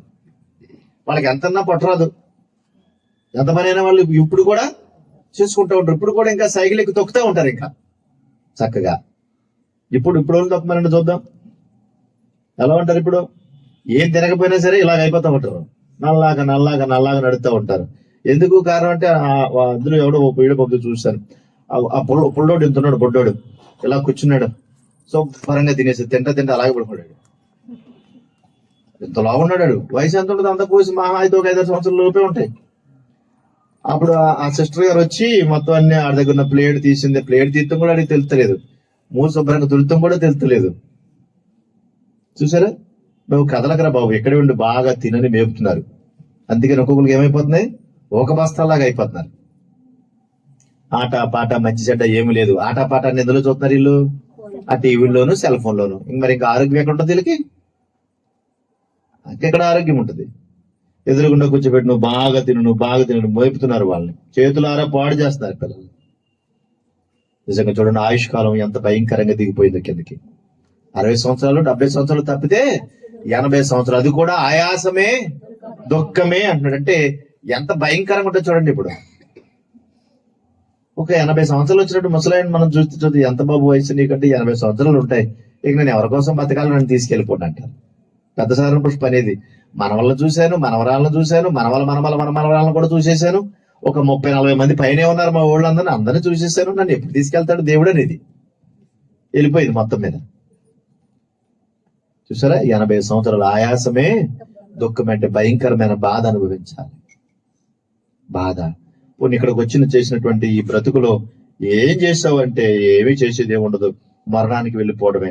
పోనీ ఇంత బ్రతుకులో చేసి ఈ బ్రతుకాలంలో నువ్వేం చేసావు అని ఒకవేళ మనం అడిగితే, ఇక్కడ బాగా తినాలి, బాగా బతకాలి, బాగా సంపాదించాలి, అంతేనా? ఇంకేమైనా కాన్సెప్ట్, వేరే కాన్సెప్ట్ ఉందా?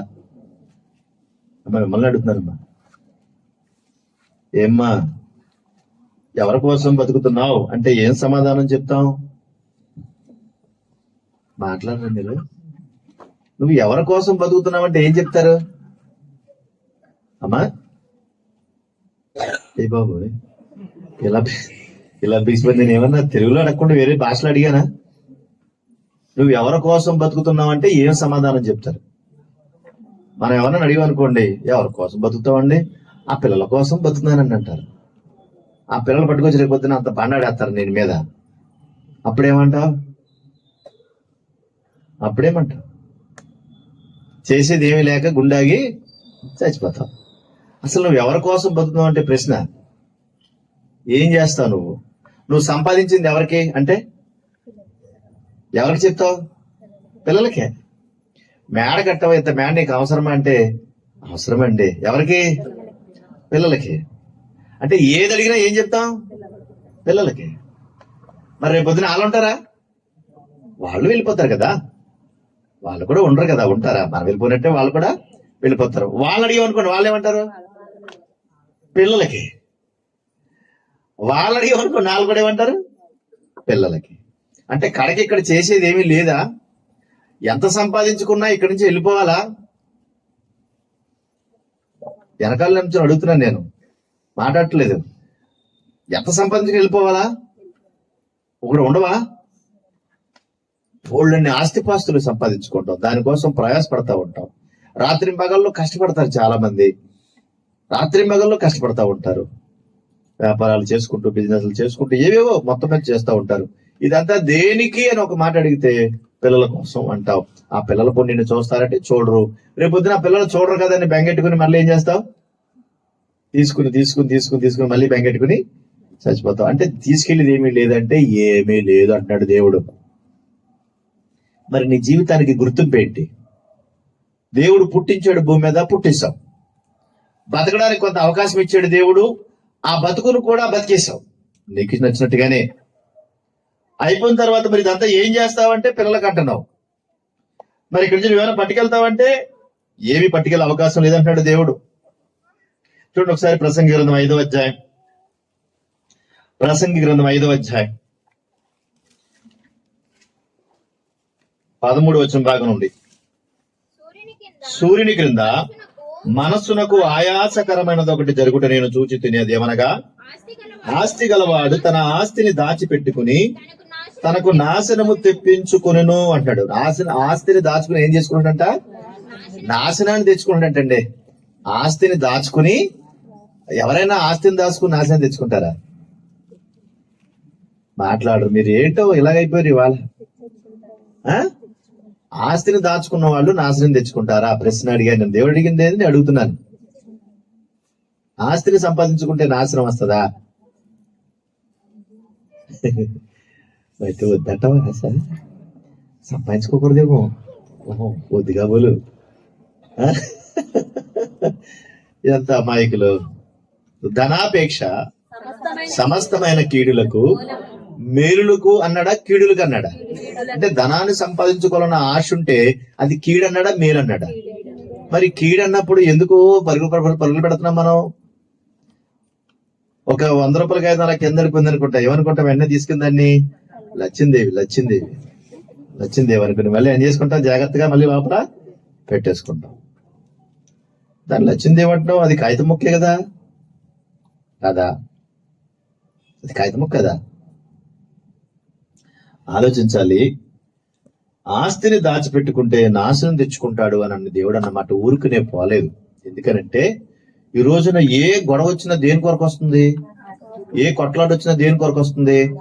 తల్లిదండ్రులను పిల్లలు చంపేస్తున్నారంటే దేని కొరకు చంపేస్తున్నారు? మరి ఆస్తి కొరకు కదా, నాశనమే కదా. దేవుడు చెప్పిన మాట పోయిందా? అది చూడండి. పింఛన్ డబ్బులు లేదని గొడ్డలతో నరికేశాడంటండి. ఇక్కడ మన ఊరు పక్కనే, ఊరి పేరు చెప్పను, మన ఊరికి దగ్గరలోని 10 కిలోమీటర్ల దూరంలో. ఇంకో కొడుకు ఏం చేయడంటే, నువ్వు ఇచ్చిన తర్వాతే ఇంటికి రా అని చెప్పేసి తీసుకెళ్లి బస్టాండ్ లో పడేశాడంట తల్లిని. గవర్నమెంట్ వాళ్ళు ఏమో పాపం ఏదో ముసలి వయసులో ఆసరాగా ఉంటదని వాళ్ళు ఏదో డబ్బులు ఇస్తే, ఆ పింఛన్ డబ్బుల కోసం కూడా పిల్లలు చంపేస్తున్నారండి వాళ్ళు. మరి ఆస్తి కోసమే కదా. పొలమో లేకపోతే ఇల్లు ఏదో నా పేరును రాస్తావా రాయవా, తర్వాత వీడు మళ్ళీ చచ్చిపోతాడేమో, చచ్చిపోతే మనకు రాయడేమో అని చెప్పేసి దొంగచాటుగా ఏలుముద్రలు ఏం చేసుకుని ఆడి కళ్ళు కప్పి, ఆడి కళ్ళు సరిగా కనపడకపోతే రాయించేసుకుని, దుర్మార్గం కాదా మరి ఇదంతా? నాశనం తెచ్చిపెట్టలేదా?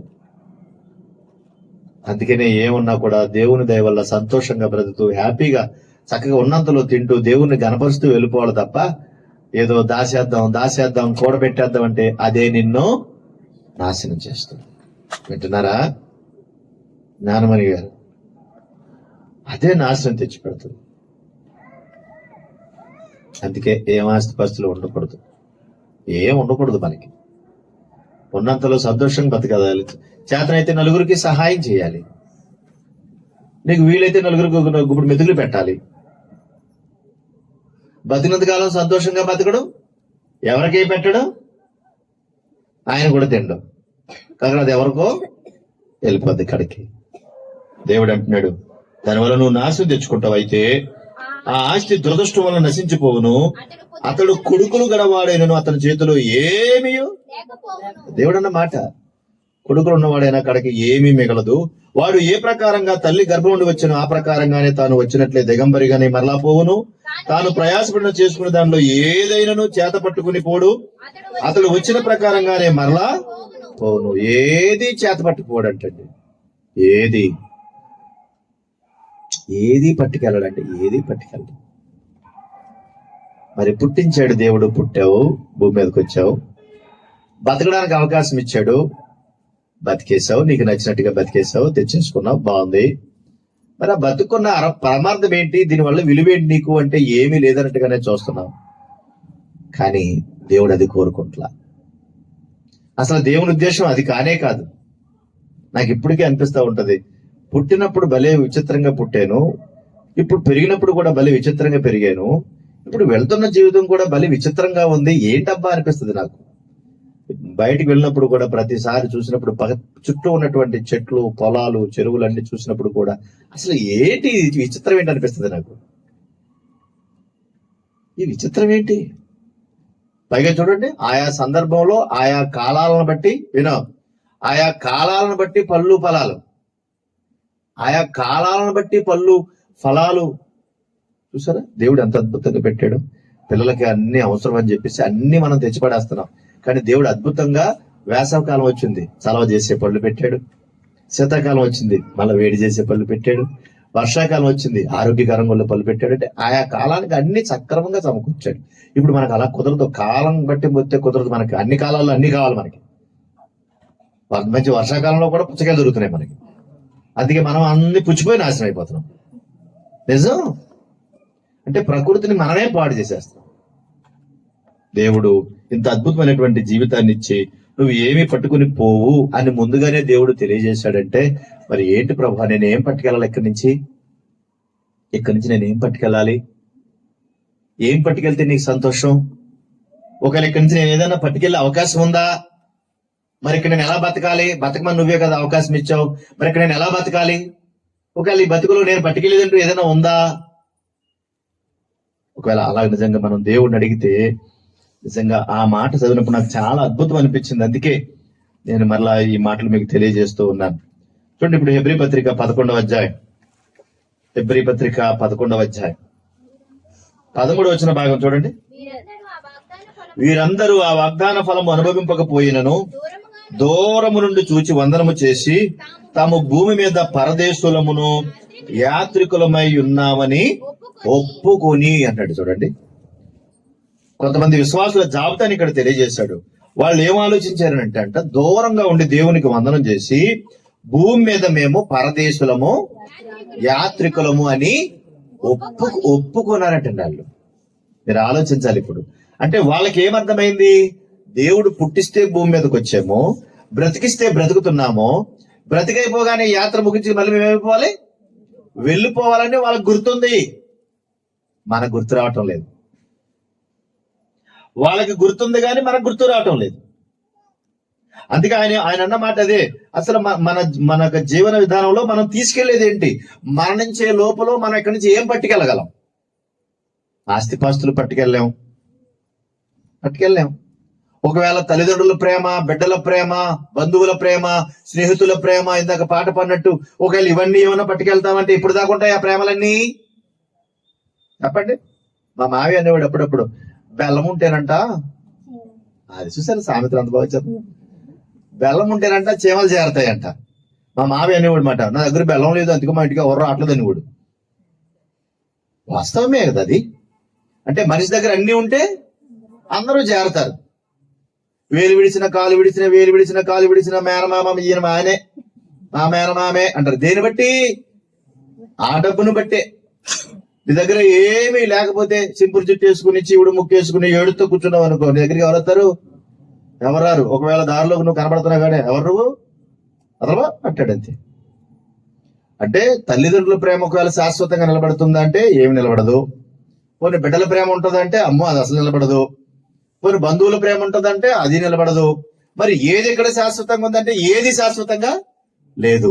వీళ్ళకి అర్థమైంది, ఒక అబ్రహాముకు అర్థమైంది, ఒక ఇస్సాకు అర్థమైంది, ఒక యాకోబుకు అర్థమైంది. వాళ్ళ యొక్క స్థితిగతులు ఒక హనోకు గాని అక్కడ చూస్తే మనం హనోకు ఉన్నాడు, నోవహు ఉన్నాడు, ఇస్సాకు ఉన్నాడు, యాకోబు ఉన్నాడు, అబ్రహాం ఉన్నాడు, శారం ఉంది, అక్కడ మోషే ఉన్నాడు, యోసేపు ఉన్నాడు, అక్కడ చూస్తే సంసోన్ ఉన్నాడు, యెఫ్తా ఉన్నాడు, దావీదు ఉన్నాడు, సమూయేలు ఉన్నాడు, గిద్యోను ఉన్నాడు, బారాకు ఉన్నాడు, రాహాబు అనేటువంటి ఆమె ఉంది. వీళ్ళందరికీ ఏమర్థమైందనంటే మేము భూమి మీద పరదేశులము యాత్రికులము అనే మాట వాళ్ళకి అర్థమైందంట. అందుకే వీళ్ళు భూమి మీద బాగా సంపాదించుకున్నామన్న ఆశ వాళ్ళకి లేదు, భూమి మీద బాగా బ్రతకాలన్న ఆశ కూడా వాళ్ళకి లేదు. అలా లేకుండా వాళ్ళ బ్రతికేరు ఎందుకు అని అంటే ఇక్కడ ఉన్నది ఏది మనకు శాశ్వతం కాదు, మనము యాత్రికులము పరదేశులమే. కొంతకాలం ఇక్కడ తలదాచుకోవడానికి దేవుడు పంపించాడు కాబట్టి మనం ఇక్కడ ఉంటున్నాము అంతే. ఇది మీకు అర్థమైందా? మరి అర్థమైందా? అర్థమైతే మనము కూడా ఏమని ఆలోచిస్తామో తెలుసా? పరదేశులము యాత్రికులం అనే మాటే మనకి అర్థమవుతుంది. పరదేశులము యాత్రికులమే. మనం పట్టుకెళ్ళేది ఏమన్నా ఉందంటే ఏమీ లేదు. అక్కడ రాయమని మాట చూడండి ఒకసారి. ఒప్పుకుని విశ్వాసము గలవారై మృతి నొందిరి. Praise the lord. వాళ్ళు ఏం చేశారట? యాత్రికులమని ఒప్పుకుని, పరదేశమును ఒప్పుకుని విశ్వాసము గలవారై ఎలా చనిపోయారు? విశ్వాసము గలవారై. ఏమిటి వారి విశ్వాసం అంటే దేవుడు దయదలచి భూమి మీద పుట్టించాడు, మాకు కొంతకాలం బ్రతకడానికి జీవితం ఇచ్చాడు, అయిపోగానే తిరిగి మరలా తన దగ్గరికి మమ్మల్ని తీసుకుంటున్నాడు. ఇది వారి విశ్వాసం. అంటే దీన్ని బట్టి ఏం నేర్చుకుంటామో తెలుసు మనం? నువ్వు బ్రతుకున్నంత కాలములో విశ్వాసిగా బ్రతికి చనిపోవాలి. నువ్వు పట్టుకెళ్ళేది ఏదైనా ఉందంటే నీ విశ్వాస జీవితమే. భలా నమ్మకమైన నా బిడ్డ, నా కుమారుడు రా అని దేని బట్టి అంటాడు దేవుడు అంటే నీ విశ్వాసాన్ని బట్టే. కనుక ఆ విశ్వాసాన్ని బ్రతుకుండగానే సంపాదించుకోవాలి. యేసుక్రీస్తు ప్రభువారు అన్నాడు, ఇదిగో నా మాట విని నా మాట మీద నమ్మకం ఉంచేవాడు ఏమవుతాడు? విశ్వాసి అన్నాడు. కనుక చనిపోయే లోపల ఏమి సంపాదించుకుని చనిపోవాలి? విశ్వాసాన్ని సంపాదించుకుని చనిపోవాలి. ఆస్తిపాస్తులు సంపాదించుకున్నానండి, నాకు 10 కోట్లు ఉందండి అంటే దేవుడు అంటాడు నువ్వు పాపివి, నువ్వు అవినీతి పరుడివి అంటాడు. లేదండి కష్టపడి సంపాదించాను. నువ్వు ఎలా సంపాదించవో నాకు తెలుసు నాయన, నువ్వేం సంపాదించవో నాకు తెలుసు నాయన, కానీ నీ హృదయంలో ఏ మార్పు లేదు. కనుక నువ్వు చనిపోయే ఆ సమయానికి విశ్వాసిగా మృతి పొందాలి. ఇది ఒకటే నువ్వు పట్టుకెళ్ళేది. దేవుడు పరలోక రాజ్యాన్ని ఎవరికిస్తాడు? విశ్వాసులుగా, అవినీతి పరులుగా? విశ్వాసులు. అంటే దేవుడు ఏమనుకుంటున్నాడంటే తిరిగి మరలా నా దగ్గరికి రావాలని నేను కోరుకుంటున్నాను. తిరిగి మరలా నా దగ్గరికి రావాలి. అలా రావడానికి దేవుడు ఏం చేశాడంటే మరణం అనే దాన్ని పెట్టాడు. దాన్ని ఏమంటున్నామంటే ఆహ్వానం. ఏంటది? ఆహ్వానం. మనం పెళ్లికి శుభలాగిస్తాం కదా, ఏమనిస్తాం? మాట్లాడండి, ముగిస్తాను ఇంత టైం. పెళ్లికి మనం ఆహ్వాన పత్రిక పంపుతాం కదా, శుభలాగిస్తాము. శుభలేఖ అంటాం దాన్ని. ఇచ్చేయమంటాం, మీరు మా ఇంటికి రావాలి, మా విందును స్వీకరించాలి, మా పిల్లల్ని ఆశీర్వదించాలి. దేవుడు ఏమన్నాడు తెలుసా? నేను నీకు కూడా శుభలేఖ పంపుతున్నాను, నువ్వు ఇంతకాలానికి నువ్వు భూమి మీద నీ యాత్రను ముగించుకోవాలి. అది మనం ఏమంటున్నాం? మరణం అంటున్నాం. దేవుడు అంటున్నాడు నీ యాత్ర ముగిసిపోయింది, తిరిగి ఇప్పుడు నువ్వు ఎక్కడికి వచ్చేయాలి? నా దగ్గరికి రావాలి, నేను నీకు శుభలేఖ పంపుతాను అంటాడు. లోకం అంటుంది మరణం అంటే అది అశుభం అంటుంది. దేవుడు అంటున్నాడు అది శుభం అంటాడు. అంటే విశ్వాసికి మరణం ఏమైంది? శుభం. ఒక విశ్వాసి జీవితాన్ని దేవుడు కోరుకుంటుంది ఏంటంటే తిరిగి నువ్వు నా దగ్గరికి వచ్చే సమయానికి, అంటే నువ్వు మరణించే సమయానికి విశ్వాసివై ఉన్నావా లేదన్నది చాలా ప్రాముఖ్యం. నువ్వు మరణించే సమయానికి విశ్వాసిగా లేకపోతే దేవుడిచ్చే లోకాన్ని నువ్వు పోగొట్టుకుంటావు. నా ఇష్టం, నా జీవితం నేను ఎలాగే బ్రతుకుతాను అంటే నీకున్న అవకాశం ఏమి లేదు అక్కడ. చూడండి దేవుడు ఎంత గొప్ప ఆశీర్వాదాన్ని ప్రకటించాడంటే ప్రకటన గ్రంథం 14వ అధ్యాయము 13వ వచన భాగం. ప్రకటన గ్రంథం 14:13. ఇప్పటి నుండి ప్రభువునందు మృతులు ధన్యులని రాయమని పరలోకముండి ఒక స్వరము చెప్పగా వింటిని. నిజమే, వారు తమ ప్రయాసములు మాని విశ్రాంతి పొందుదురు అన్నాడంటే, క్రీస్తునందు విశ్వాసముతో ఈ భూమిని విడిచిపెట్టి వెళ్ళిపోతే వారు విశ్రాంతిలోకి వెళతారు. వాళ్ళు ప్రయాసాలు మాని విశ్రాంతిలోకి వెళ్తారు. మంచి ఉన్నతమైన హ్యాపీ కలిగినటువంటి జీవితాన్ని వాళ్ళు సంపాదించుకుంటారు అంటాడు. అంటే లోకం అంటుంది పుట్టుట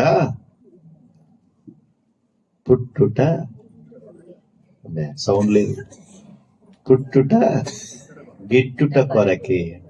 దేవుడు అంటున్నాడు, నువ్వు పుట్టుట నా కొరకు, నువ్వు మరణించినా కూడా నా కొరకు. లోకం దాన్ని మరణం అంటుంది, దేవుడు దాన్ని శుభం అంటున్నాడు. లోకం దాన్ని మరణం చూసి లోకం ఏం చేస్తుంది? భయపడుతుంది. నిన్న కుంచికల ప్రాంతానికి వెళ్ళిన అక్కడ సహోదరి సుబ్బలక్ష్మి గారిని ఒక ఆమె ప్రభువునందు చనిపోయారు, మరణించి నిద్రించి వెళ్ళిపోయారు.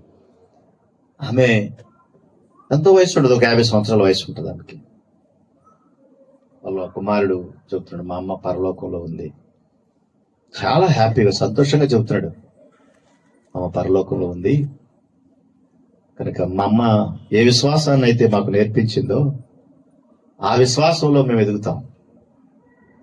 ఆ మనవడిని పక్కన కూర్చోబెట్టుకుని ఆ మనవడికి పాటలు నేర్పుతుంది. ఆ వీడియో చూపించారు. ఆ మనవడికి పాటలు నేర్పుతుంది, వాక్యం చెబుతుంది. వాడు మాట్లాడుతుంటే సంతోషపడుతుంది, ఆనందిస్తుంది. అప్పటికి ఆమె స్థితి ఎలా ఉంది అంటే చనిపోయే స్థితిలో ఉంది. అప్పటికి ఒళ్ళంతా కుళ్ళిపోయింది, పాడైపోయింది శరీరం. కానీ ఈ పాడైపోయిన శరీరాన్ని అసలు పట్టించుకోవట్లేదు ఆవిడ. ఎందుకో తెలుసా? ఆమె విశ్వాసి. ప్రహితలా ఆమె విశ్వాసి. అదే లోకమైతే అయ్యబాబోయ్ 8 మంది డాక్టర్ల దగ్గర తిరగాలో, ఎలా తిరగాలో, ఏ జబ్బు ఎలా తగ్గించుకోవాలని ప్రయత్నాలు చేస్తారు. వాళ్ళు చేయాల్సిందంతా చేశారు, కానీ అన్నిటిని కింద మించింది ఆమె విశ్వాసం. నేను చనిపోతున్నటువంటి బెంగ కూడా ఆమెకు లేదు. కొడుకుని పిలిచింది, కోడలను పిలిచింది, బాబుని పిలిచింది, వాళ్ళకి చక్కగా దేవుడి మాటలు అందించింది, నేర్పించింది. ఎంతో చక్కగా సంతోషంగా నేను దేవుని దగ్గరికి వెళ్ళిపోతున్నానంటుంది. నిరీక్షణ. వారు తమ ప్రయాసములు మాని ఎక్కడికి వెళ్ళిపోతున్నారంట? విశ్రాంతిలోనికి. నేను ఏం చెప్పాలనుకుంటున్నానంటే, మనం మరణించే లోపల విశ్వాసిగా ఉండి వెళ్ళిపోవాలి. మరణించే లోపల విశ్వాసిగా వెళ్ళిపోవాలి. ఇక్కడి నుంచి నువ్వు పట్టుకెళ్ళేది ఏదైనా ఉందంటే ఏమీ పట్టుకెళ్ళావు. ఏ కులపు ఉన్నైనా, ఏ మతం ఉన్నైనా, ఏ ప్రాంతం ఉన్నా ఈ మట్టిలోనే కప్పెట్టేస్తారు. ఏం పట్టుకెళ్ళాం? ఎవరైనా చనిపోతాం, ఎవరైనా వెళ్ళిపోతాం. కానీ విశ్వాస జీవితం కలిగిన వాళ్ళు మాత్రం పరలోక రాజ్యాన్ని సంపాదించుకుంటారు. అదే దేవుడు అంటున్నాడు, ఒకవేళ నువ్వేం చెప్పు, నేను మారను, నేను ఇంతే, నా బతికింతే అని ఒకవేళ అంటే దేవుడు కూడా ఆ మాట కూడా హెచ్చరిక చేశాడు ఆయన. చూడండి, ప్రకటన గ్రంథము 22వ అధ్యాయం 10వ వచన భాగం. మరి అతడు నాతో ఎలాగూ చెప్పాను, ఈ గ్రంథముందన్న ప్రవచన వాక్యములకు ముద్ర వేయవలదు, కాలము సమీపమై ఉన్నది, అన్యాయము చేయువాడు ఇంకను అన్యాయమే, నేను మారను, నేను అన్యాయమే చేస్తాను, నేను ఇలాగే ఉంటానంటే దేవుడు అంటాడు, వాడిని అలాగే ఉండనివ్వండి. వాడు మారడు, వాడు అన్యాయస్తుడు, వాడు మారడు, అలాగే ఉండవండి వాడిని. అపవిత్రుడైన వాడు ఇంకను అపవిత్రుడుగానే వావి వరుసలు తెలియకుండా వ్యభిచార గృహంలో తిరుగుతూ ఉంటాడు. ఎప్పుడు దుర్మార్గంగా ఉంటాడు. తన మన భేదం లేకుండా భయంకరంగా జీవిస్తూ ఉంటాడు. అపవిత్రుడు, వాడిని అలాగే ఉండనివ్వండి. వాడు మారడు, వాడిని అలాగే ఉండనివ్వండి. నీతిమంతుడు ఇంకను నీతిమంతుడిగానే ఉండనివ్వం. పరిశుద్ధుడు ఇంకను పరిశుద్ధుడిగానే, ఏ స్థితిలో ఉన్నవాడో ఆ స్థితిలో ఉండనివ్వండి. అప్పుడప్పుడు మనం కూడా అంటాం, చూడండి, ఒరే నీకు చెప్పిన ఒకటే, గేదెకు చెప్పిన ఒకటేరా, నీకు చెప్పిన ఒకటే, కుక్క చెప్పిన ఒకటేరా అంటాం. మనం కూడా ఎంత చెప్పినా నువ్వు మారవరా అంటా ఉంటాం. కనుక దేవుడు కూడా చివరి వార్నింగ్ అదే ఇస్తున్నాడు. ఏంటో తెలుసా? వాడు పరిశుద్ధుడా అయితే అలాగే ఉండని, నీతిమంతుడా అలాగే ఉండని, వాడు గొప్పవాడా అలాగే ఉండని, వాడు అపవిత్రుడా అలాగే ఉండని, వాడు తాగుబోతుడు ఇంకెంత చెప్పినా మారడాడు, ఎంత చెప్పినా మారడు. తాగి తాగి తాగి తాగి రోగాలు తెచ్చుకుని చచ్చిపోతాడు. ఇక్కడికి చావన ఉండండి అలాగే. దేవుడు అంటున్నాడు అన్నమాట. ఈ రోజు చూడండి విచిత్రం, అదొక విచిత్రం. ఏంటో తెలుసా? తాగొద్దని చెప్తే తప్పంట, అలా చెప్పకూడదంట. నువ్వు వ్యభిచారం చేయకూడదంటే అది తప్పంట, అలా చెప్పకూడదంట. నువ్వు వ్యభిచారం ఎందుకు చేస్తున్నావు, చేయకూడదు, తప్పు అంటే నీకు పర్మిషన్ ఉందంటాడు. వ్యభిచారం చేయకూడదని చెప్పడానికి పర్మిషన్ కావాలి. మంచి మాటలు చెప్పడానికి ఏ పర్మిషన్ అవసరం లేదు. మంచి మాటలు చెప్పినప్పుడు మాటకు లోబడాలి. దేవుడు అంటున్నాడు, నువ్వు గొప్పవాడగా బ్రతకాలని కోరుకుంటున్నాడు ఆయన. యేసుక్రీస్తు వారు ఏం చెప్పారో తెలుసా? ఇదిగో భూమి మీద నీ పాపపు స్థితిలో నువ్వు చనిపోతే నిత్యరాజ్యానికి నువ్వు రాలేవు. అందుకని నువ్వు రావాలని కోరుకుని నీకు ఆశ ఉంటే, నీ జీవిత పరమార్థం నీకు తెలియాలంటే, నీ బ్రతుకు నువ్వు మార్చుకోవాలంటే, ఆ పాపం నుండి విముక్తి కలిగి నువ్వు విశ్వాసిగా మారాలంటే, నీ పాప భారం అంతా నా మేమిదేమంటాడు ఆయన. అదే మత్తయి సువార్త 11:28 భాగంలో చెప్తా ఉంటాడు. చదవండి ఒకసారి. మత్తయి సువార్త 11:28 ముగించుకుందాం. ప్రయాసపడి భారము మోసుకొనుచున్న సమస్త జనులారా నా యొద్దకు రండి, నేను మీకు విశ్రాంతిని కలుగజేతును. నేను సాత్వికుడను, దీన మనస్సు గలవాడు అంటాడు. ఇదిగో రండి. ఒకవేళ నీ పాపపు స్థితి నుండి నీకు విడుదల కాకపోతే నేను మీకు విడుదల ఇస్తానంటాడు. అందుకే ఆయన ఏమంటాడంటే, నీ హృదయాన్ని మార్చుకోవాలి, నీ ఆలోచన తీరు మార్చుకోవాలి. నిన్ను పుట్టించిన కారణం ఏంటి అంటే, ఏదో పుట్టాను తర్వాత చచ్చిపోతున్నాను తర్వాత వెళ్ళిపోతున్నాను, దీనికోసం కాదు. పుట్టిన తర్వాత నువ్వు పరిశుద్ధుడిగా బ్రతకాలి, నీ పాపం నుండి బయటకు రావాలి, ఒక విశ్వాస సంబంధమైనటువంటి జీవితాన్ని నువ్వు బ్రతకాలి. అలా బ్రతకడానికి నేను ఇష్టపడ్డాను. అందుకే ఈ భూమి మీద బ్రతకడానికి, నేను ఇచ్చినటువంటి జీవితాన్ని కాపాడుకోవడానికి నీ వల్ల కాకపోతేనే యేసుక్రీస్తు ప్రభువారిని భూమి మీదకు పంపించాలని దేవుడు అన్నాడు. అందుకే ప్రభు భూమి మీదకి వచ్చిన తర్వాత మీరు ఆలోచించండి, ఎప్పుడైనా ఆయన చూసినప్పుడు ఏమి సంపాదించుకుందామని ఆలోచించాడు ఎక్కడైనా ప్రభు అంటే? ఎక్కడా లేదు. ఏమి సంపాదిందాం అనుకోలేదు, ఏమి తినాలి, ఏమి త్రాగాలి అనుకోలేదు, ఏమి కట్టుకోవాలి అని అనుకోలేదు. ఉన్నంతలో తిన్నామా లేదా, ఉన్నంతలో బతుకుతున్నామా లేదా అని అలా బతుకుంటానే వెళ్ళిపోతా ఉన్నాడు. మనకే ఇక్కడ ఆశలు, అన్ని ఆలోచనలు, భయంకరమైన ఆలోచనలు, మళ్ళీ మామూలుగా కాదు. మనం బ్రతకడం కోసం అవసరమైతే పక్కను కూడా చంపేయడానికి సిద్ధపడిపోతాం. అలాంటి పరిస్థితులు మనుషుల మధ్యలో ఉన్నాయి. కనుక దేవుడు అది కోరుకోవటం లేదు, మనలో మార్పు కోరుకుంటున్నాడు. మనము మరణించే లోపల విశ్వాసిగా మనం చనిపోవాలి. ఒకవేళ విశ్వాసిగా లేకుండా వెళ్ళిపోతే దేవుని యొక్క ఉన్నతమైన పిలుపు మనకు రాదు. అంతేకాదు నిత్యరాజ్యానికి మనము చేరలేము. ఎంత గొప్పగా దేవుడు పుట్టించాడో అంత గొప్పగా మన నుండి ఆశిస్తున్నాడు. అది తప్పు కాదు. కనుక ప్రభునందు ప్రియమైనటువంటి దేవుని వారలారా, ఈ మాటలు ఉన్నటువంటి మనం అందరం విశ్వాస జీవితాన్ని కాపాడుకోవడం చాలా ప్రాముఖ్యం. ఆ తర్వాత దేవుని దగ్గరికి వచ్చేటప్పుడు నువ్వేం సంపాదించావు అంటే, ప్రభా నేను నా విశ్వాస జీవితమును పొందుకున్నాను. పౌలు గారు ఏమన్నాడు?